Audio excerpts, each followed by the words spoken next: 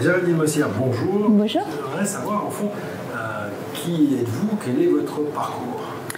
Alors, je pense que je me qualifie avant tout d'anthropologue, plus particulièrement ethnologue, c'est-à-dire que je m'intéresse à la... Quelle est la différence entre les deux, anthropologue et ethnologue? Oui, alors, disons que j'ai été formée à l'anthropologie nord-américaine qui s'articule autour de 4 axes. Anthropologie linguistique, l'évolution de l'homme par le langage, anthropologie biologique, l'évolution de l'homme par l'anatomie, archéologie et ethnologie. Donc je suis plus spécifiquement dans la branche ethnologique, c'est-à-dire que je m'intéresse à la variabilité culturelle, à l'étude des peuples. Plus précisément, on peut dire que je m'intéresse à la façon dont l'homme se représente le monde, au sens qu'il donne à son environnement, et comment cette cosmologie oriente son être dans le monde, mais aussi son agir dans le monde. Donc ce sont des belles paroles, effectivement, et finalement chaque ethnologue va se focaliser sur une culture, mais une culture qui n'est pas forcément celle d'une tribu ou d'un clan. Historiquement, oui, mais à l'heure actuelle, on va se focaliser sur, par exemple, la culture jeune, la culture hip-hop. Moi, je me focalise davantage sur la culture, et encore le mot culture en tant que tel est sujet à débat, mais disons sur l'être au monde des convertis, en particulier des convertis à l'islam. Donc vous avez une formation d'anthropologue, oui. Vous êtes au Canada? Oui, alors je suis au Canada. C'est une Française qui a choisi d'enseigner, de rechercher au Canada, donc oui. C'est un choix d'un parcours un peu singulier? Oui, tout à fait. Enfin, singulier, beaucoup de chercheurs français maintenant émigrent vers l'Ouest, toujours avec cet idéal de l'Eldorado nord-américain. En fait, je suis française, j'ai commencé par faire mes études à sciences politiques à Strasbourg, à l'Institut d'études politiques à Strasbourg, et c'est dans ce cadre-là que je suis partie au Canada pour faire ma dernière année d'études, en fait. Et puis, comment dire...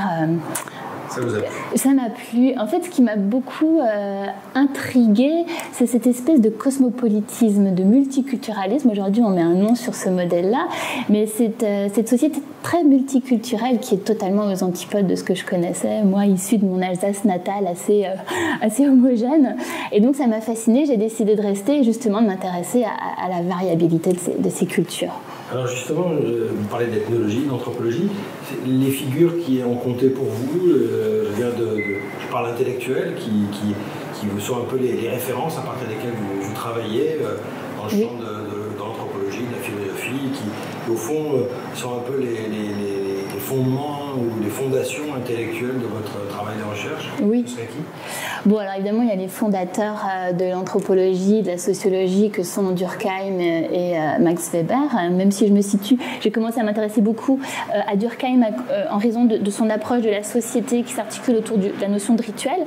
Mais de plus en plus, je m'oriente vers Max Weber et justement son idée de Weltanschauung, la façon dont on se représente le monde. Mais de façon plus récente, je me situe beaucoup dans les travaux, la lignée de Victor Turner, ses travaux sur les pèlerinages et les communautés qui naissent de ces pèlerinages, et aussi des rituels, pèlerinage comme un rituel, et des communautés de cet espace liminal. Je pense qu'on est dans une époque... Qu'est-ce que c'est l'espace liminal? Justement, je pense qu'on est dans une époque un peu liminale, c'est-à-dire un entre-deux. Dans l'approche de Victor Turner, le rituel, en fait, est constitué d'un avant et d'un après, mais ce qui est très intéressant, c'est la phase entre-deux où tout peut se jouer. On ne sait pas encore quel va être l'après. Et peut-être qu'à l'heure actuelle, on est dans une phase liminale, dans une époque liminale, on ne sait pas encore quel va être l'après. On est vraiment dans cette époque un peu, on dirait postmoderne, où tout est flou. On peut sortir du flou, je ne sais pas. On peut comprendre ce flou, en particulier les ressorts, les mécanismes, mais sortir, je ne sais pas. Ce serait trop ambitieux.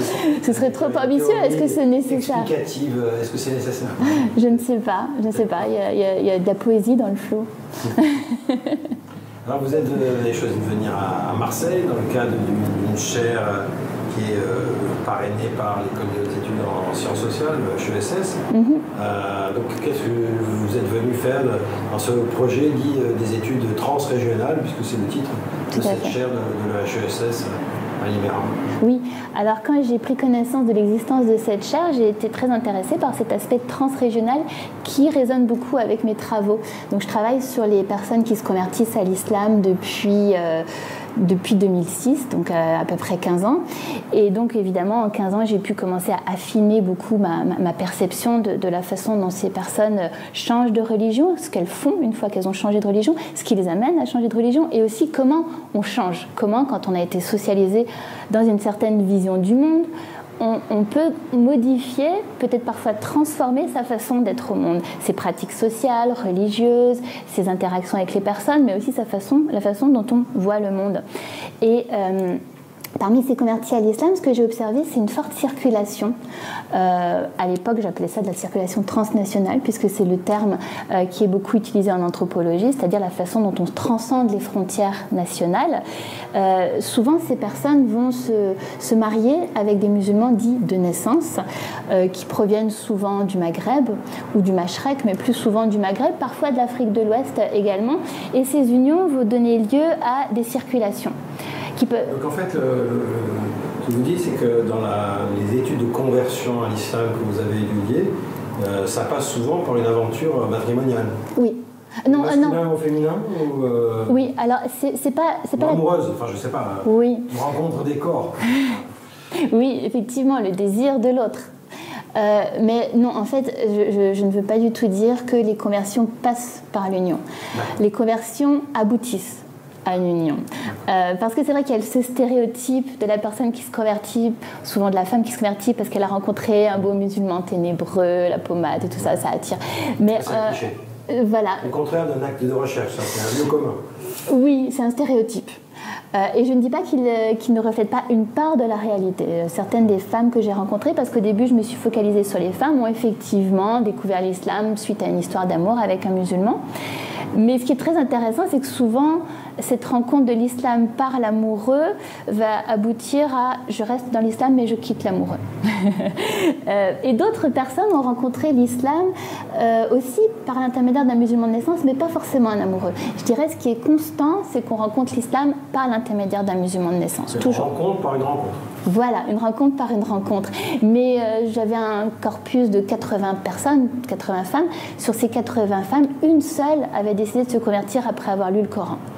Toutes les autres avaient d'abord développé un intérêt pour l'islam parce qu'elles étaient intriguées par une personne, par sa façon d'être, par sa pratique religieuse, qu'est-ce que c'est le ramadan, etc. Et c'est cette rencontre qui avait lancé la curiosité et finalement la découverte de l'islam. Et je m'identifie à l'islam. Donc, une fois évidemment qu'on a embrassé l'islam, on décide de se marier parce qu'on veut fonder une famille dans cette religion, ce qui est un des commandements dans l'islam. Ça veut dire qu'il n'y a pas de destin culturel, mais qu'on peut traverser les frontières et adopter un autre univers religieux pleinement? Oui, mais ce que vous avez étudié. C'est exactement la question que je me posais. Ce qui est intéressant, c'est que ces personnes situent leur conversion dans une continuité. Et ça, c'est vraiment fascinant parce que ça vient totalement aux antipodes de l'idée même de la conversion qu'on a ici, en Occident, qui est pétrie de christianisme. La conversion, c'est une rupture entre un avant et un après. Et c'est vraiment sur le modèle de la conversion de Saint Paul sur le chemin de Damas, une expérience extraordinaire qui fait qu'on renie le passé pour s'orienter vers le salut. Et alors que dans l'islam, on n'est pas du tout dans ce schéma-là. C'est la continuité. Et même si on revient à l'ontologie de l'homme, donc là, à l'anthropologie de l'homme dans l'islam, on est tous musulmans, on est tous soumis à Dieu. Donc pour ces personnes-là, il n'y a pas de rupture, il y a un retour à ce qu'on est véritablement, c'est-à-dire soumis à Dieu. Donc une forme d'authenticité à soi-même. Et l'idée d'authenticité est très forte pour ces personnes-là. Mais c'est donc une sorte de quête de soi oui, une quête. Que vous faites à partir donc le travail en anthropologie, c'est pas du tout un travail d'enquête statistique, c'est justement qualitatif, c'est des éléments qui permettent d'essayer d'aller au plus près des pratiques de ces femmes et puis d'autres groupes que vous avez tout à fait. Oui, tout à fait, c'est vraiment une approche qualitative. L'idée, c'est de rentrer dans le monde de l'autre. À l'aide d'une approche inductive, c'est-à-dire qu'on ne sait pas vraiment ce qu'on cherche. On sait qu'on va rentrer sur le terrain des convertis à l'islam, mais il n'y a pas de question, il n'y a surtout pas d'hypothèse. C'est le terrain qui nous dit, qui nous apprend ce qu'il a à nous dire en fait. Ouais, vraiment. En fait, il faut être disponible aux questions que ceux que vous rencontrez vont faire surgir d'une certaine façon. Tout à fait. Et si je reprends un ancien terrain que j'avais qui n'a rien à voir avec les conversions à l'islam, qui est celui des églises pentecôtistes que j'ai étudiées. À l'époque, je m'intéressais aux rituels, puisque en tant qu'élève, oui, pas élève, mais disons, suiveuse de Victor Turner, je m'intéressais aux rituels. Qu'est-ce qui se passe dans ces rituels très effervescents? Les pentecôtistes, là, c'est très effervescent. On interprète que l'Esprit Saint vient nous rendre visite, etc. Donc, je m'intéressais aux rituels de pentecôtistes congolais établis à Montréal. Puis, je leur demandais, mais qu'est-ce qui se passe dans ce rituel? Qu'est-ce que vous ressentez? Comment vous vivez ça? Pourquoi vous êtes en transe? Et là, on me disait, mais c'est pas très important. Ce qui est important, en fait, c'est que nous, on vit une expérience migratoire très difficile. Et venir dans cette église, avoir cette expérience-là, ça nous permet de traverser cette expérience. Et donc, mon étude qui se focalisait sur le rituel a progressivement évolué vers le rôle de ces églises dans l'expérience migratoire des membres. C'est juste un exemple de démarche inductive où finalement une dimension transitionnelle, finalement. Oui. Un passage qui permet de passer d'un monde à un autre. Oui, oui, au point où parfois le monde de l'autre devient le nôtre. Certains anthropologues deviennent, comme on dit en bon français, native, c'est-à-dire certains se laissent happer. Moi-même, quand j'ai étudié les convertis à l'islam, ça m'est arrivé de me dire, tiens, aujourd'hui, je vais essayer de sortir avec un foulard pour voir qu'est-ce que ça fait de sortir avec le foulard. J'avais rendez-vous avec une nouvelle musulmane et je me suis dit, je vais mettre le foulard avec elle. Et j'ai vécu cette expérience de l'intérieur. Mais j'ai pas tenu. C'est très difficile d'assumer le foulard dans nos sociétés. Dans le regard des autres, parce que oui. Entre le moment où vous avez commencé à travailler sur les convertis à l'islam, oui. La perception de l'islam a changé, oui. avec beaucoup justement la violence politique, les attentats terroristes, oui. les attentats contre les musulmans aussi. Oui. Donc, racontez-nous peut-être un peu ce contexte-là avant de parler de votre projet à Marseille. Comment c'est venu et comment c'est... Parce que de toute façon, cette violence, c'est une violence internationale qui se joue aussi en France, en Europe et bien au-delà. Oui, tout à fait. En fait, quand j'ai commencé mon étude sur les conversions à l'islam, c'était juste après le 11 septembre 2001. Et très étonnamment, après cet événement un peu traumatisant, on a vu une augmentation du nombre de conversions à l'islam, ce qui est très curieux. On aurait pu penser que justement on allait rejeter cette religion, et non, augmentation du nombre de conversions. Et donc c'est de cette observation un petit peu curieuse qu'est parti mon projet de recherche, pour finalement me rendre compte, bon là j'anticipe un petit peu, que les personnes, enfin j'anticipe un peu sur les résultats de mes recherches, que ces personnes en fait étaient attirées par une voie alternative à la voie dominante, à l'ordre dominant néolibéral en France, mais au Québec également, c'est-à-dire que j'ai fait une comparaison entre la France et le Québec. Et donc plus spécifiquement, cette volonté de se situer en marge, parce que ce qui est très étonnant, c'est que ce sont des personnes qui appartiennent à la société dominante, qui sont majoritaires et qui sont privilégiées d'une certaine façon, qui décident d'adopter l'identité du minoritaire, du stigmatisé, du défavorisé. Alors c'est quand même curieux, surtout pour des femmes, alors qu'on présente l'islam comme quelque chose de très très défavorable à la cause féminine. Donc comment expliquer tout cela? Et en fait, dans le contexte français et québécois, il y a beaucoup de variables qui amènent ces personnes à choisir l'islam. D'où l'intérêt évidemment de faire une comparaison. Par exemple, au Québec, qui est une société qui a vécu une révolution des mœurs récentes très très radicale et très rapide, je rencontrais des jeunes femmes qui me disaient moi je voudrais revenir à un modèle familial plus conservateur parce que mes parents sont baby boomers et ça a été vraiment chaotique à la maison, ma mère est monoparentale, ça a été compliqué, etc.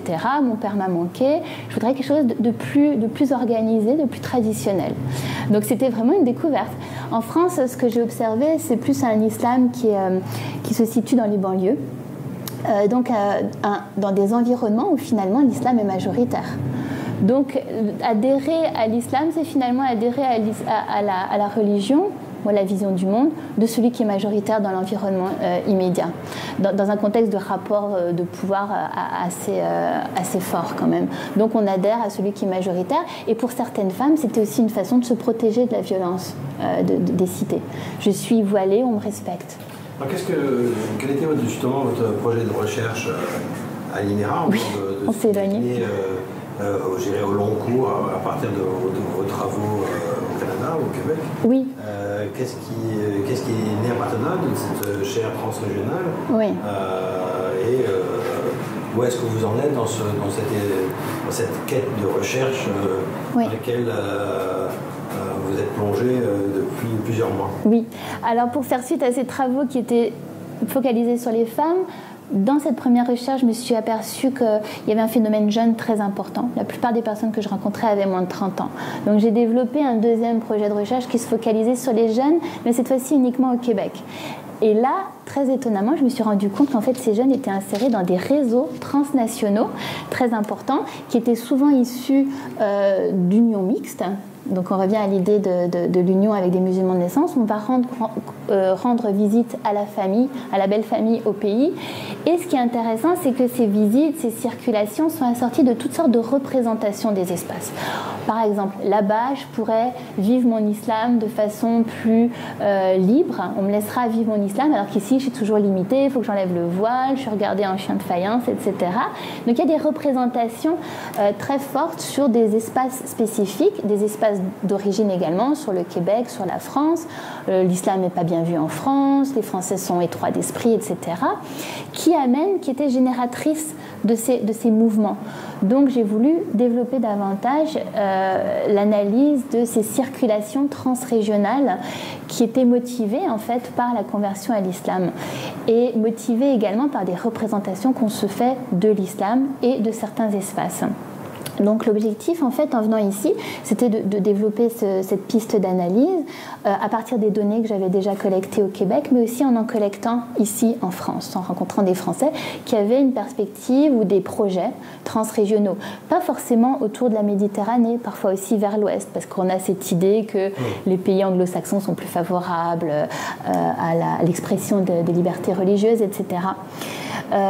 Donc, malheureusement, en raison du confinement, ma collecte de données en France a été considérablement limitée. J'ai pu faire quelques entrevues, mais en virtuel.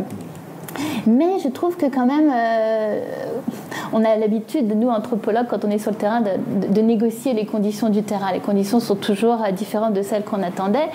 Et donc je me suis dit, bon, je suis limitée à des entrevues en visio, mais je vais en profiter pour élargir. Au-delà de ce triangle Europe, Amérique du Nord, Afrique du Nord que j'étudie dans cette circulation transrégionale, est-ce qu'il n'y a pas d'autres espaces où ça circule? Et donc j'ai décidé de rencontrer également virtuellement des personnes qui sont établies encore plus à l'ouest, c'est-à-dire vers le monde anglo-saxon, canadien. Où là j'ai découvert d'autres réalités qui sont encore en lien avec le modèle d'intégration sociale locale, c'est-à-dire toujours plus multiculturelle que ce qu'on peut voir dans les sociétés plus influencées par le modèle français, que certains disent assimilationniste, en tous les cas moins multiculturel. Donc les résultats en fait que j'ai dégagés, qui émergent, s'articulent autour de deux axes, je dirais. Premièrement, j'ai vraiment approfondi ces unions mixtes, qui sont vraiment le terreau dans lequel se déploient ou dans lequel naissent en fait ces projets transrégionaux. On se déplace parce qu'on a de la belle famille. Ce qui fait qu'en France, en fait, j'ai observé beaucoup moins de projets transrégionaux parce que souvent la belle famille est déjà en France. Versus au Québec où l'immigration musulmane est plus récente, la belle famille est souvent encore au pays d'origine. Donc moins de projets transrégionaux en France, mais encore là, j'ai très peu, j'ai pas assez de données en fait pour créer des généralités.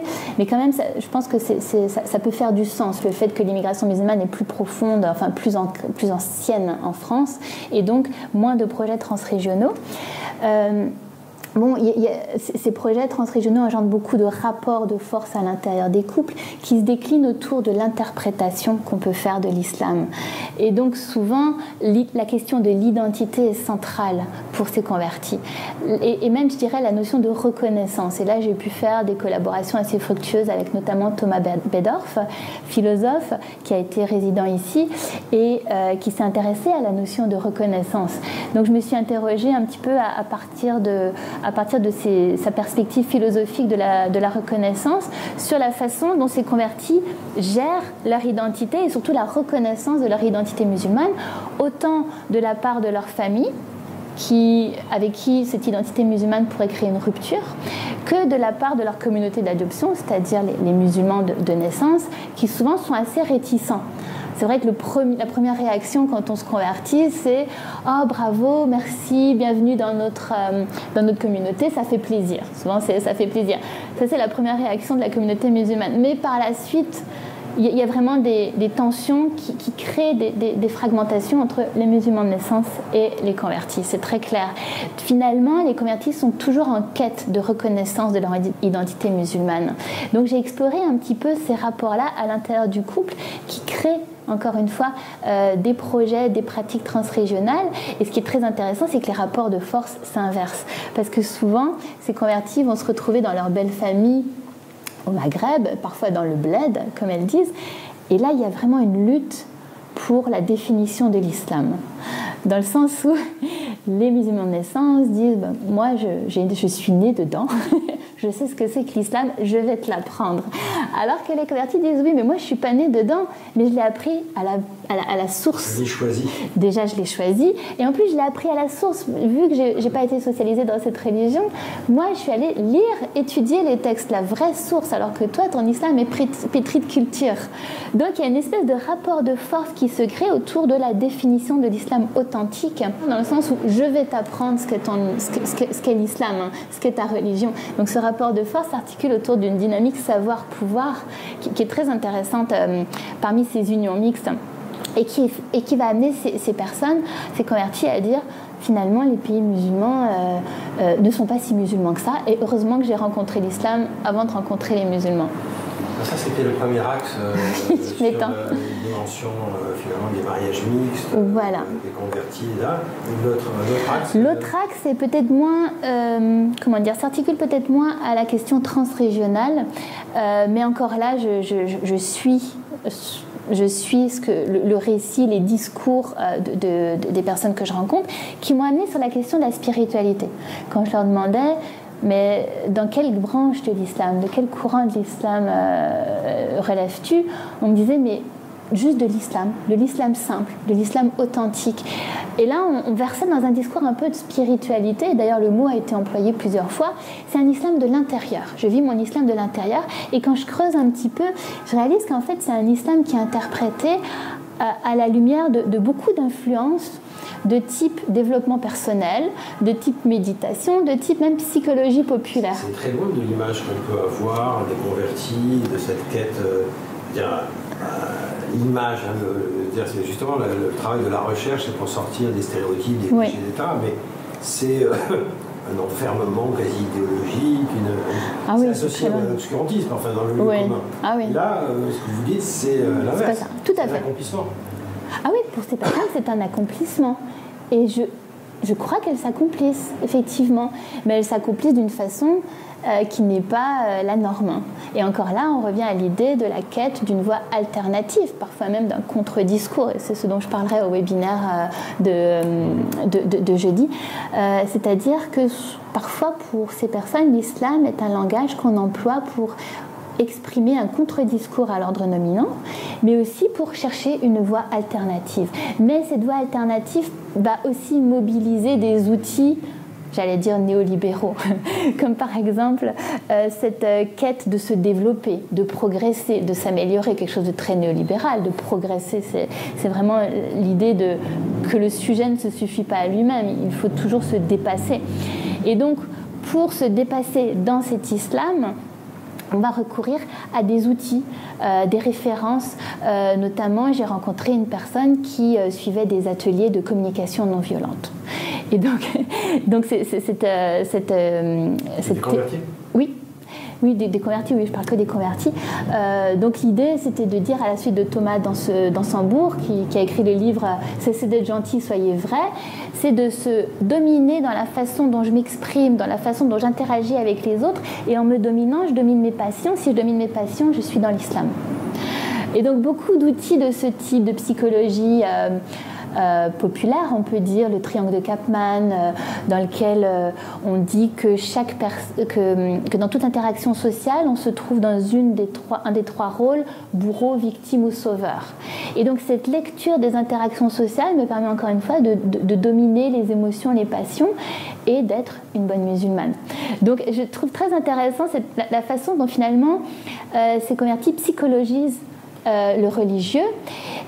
au point où a émergé parmi les personnes que j'ai rencontrées des figures emblématiques, je dirais, de coach spirituel, de coach émotionnel, des convertis qui sont plus aboutis que d'autres dans leur démarche, qui vont suivre des formations très axées sur la psychologie humaniste, etc., pour coacher leurs consoeurs finalement à être de meilleures musulmanes grâce aux outils de psychologie. On est très loin de l'idée de Oumma, d'un blog, etc. Là, c'est des parcours individuels finalement, oui. Une trajectoire individuelle qui s'affirme.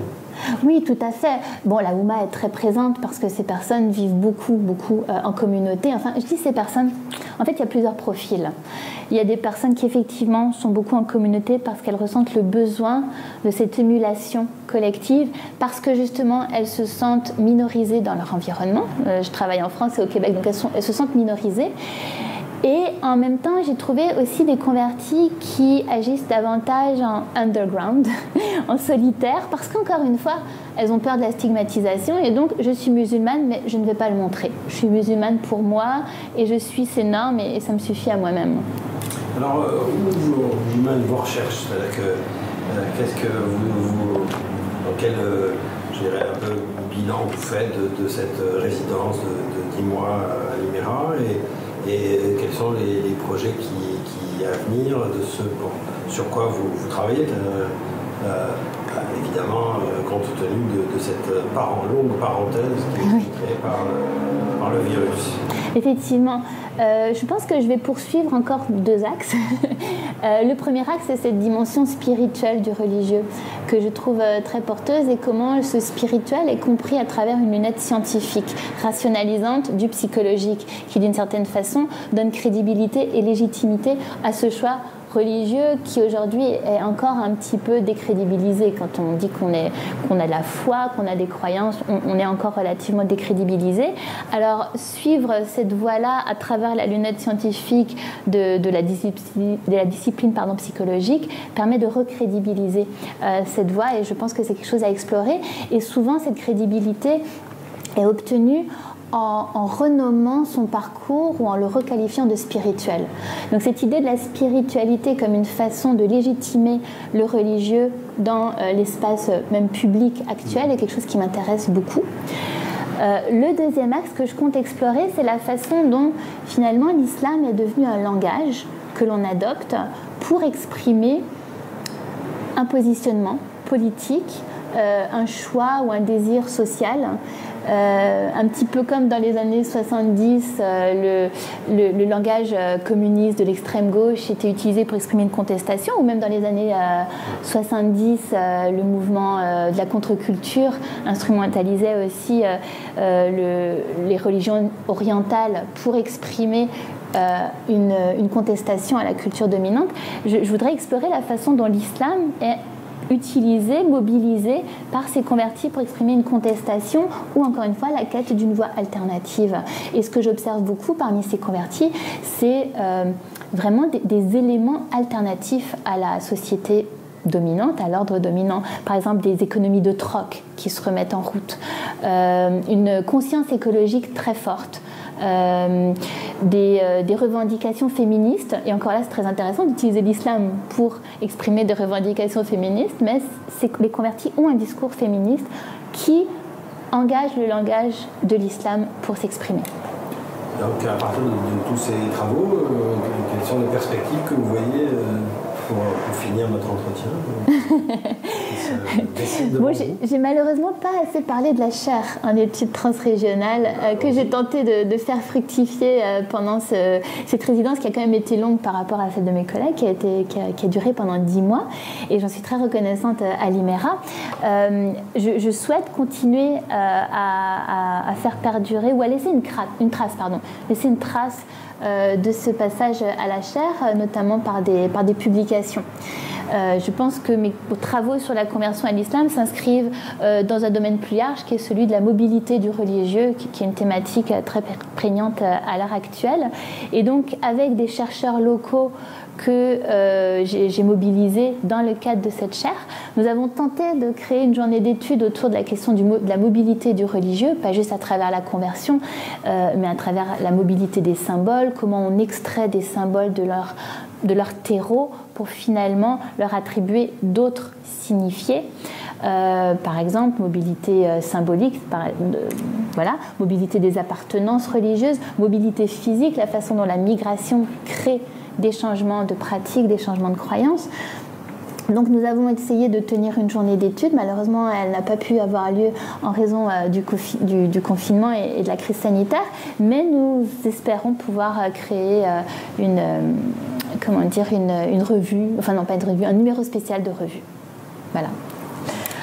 Est-ce qu'il y a des choses importantes qui vous paraissent sur lesquelles il faudrait mettre l'accent à partir de vos travaux dans la relation à l'islam, aux convertis et de ce que vous avez pu observer ou vivre à partir d'une ville comme Marseille Oui, ce qui m'a frappée, c'est que moi je viens d'un département en études religieuses, même si je suis anthropologue, j'appartiens à un département qui finalement se définit par l'objet de recherche plus que par la discipline dont proviennent les professeurs-chercheurs. Et ce qui m'a frappée, c'est qu'ici en France, il y a très peu de place pour les études sur le religieux. Sauf à l'EPHE, où il y a une section sur les effets de la laïcité. Voilà. Et je trouve un petit peu dommage. Comme domaine de savoir. Oui, alors que l'actualité montre à quel point le religieux constitue un enjeu central de nos sociétés contemporaines en France comme ailleurs. Le religieux pris comme forme de connaissance, au fond, pas simplement comme foi, mais comme domaine de connaissance, quand vous parlez, c'est ça? Oui, tout à fait, mais il y a différentes façons de l'aborder. Moi, je l'aborde de la façon dont les gens interprètent les textes, par exemple, et mettent en pratique, vivent l'expérience du religieux, finalement. D'autres personnes vont s'intéresser à l'histoire du religieux, au texte en tant que tel, etc. Moi, c'est plutôt la façon dont les personnes le vivent. Donc, il y a plein d'angles d'approche sur cet objet religieux, et je pense que notre entretien a montré comment ces études permettent de déconstruire de nombreux stéréotypes qui vont malheureusement entraîner des mesures politiques et parfois des drames. Donc, j'ai été un petit peu étonnée du manque d'espace que l'environnement universitaire et l'environnement de recherche en particulier octroient à l'étude du religieux. Et je dis bien le religieux, pas les religions, mais le religieux en tant qu'expérience pratique. C'est en ce sens-là que le regard de quelqu'un qui vient d'ailleurs, du Canada, du Québec, oui, peut apporter quelque chose dans une façon d'éclairer de nouveaux angles de recherche. Tout à fait, et j'espère que mes modestes travaux pourront sensibiliser à la cause de la recherche sur le religieux et la recherche multidisciplinaire sur le religieux en France comme ailleurs. Merci Géraldine Massien. Merci.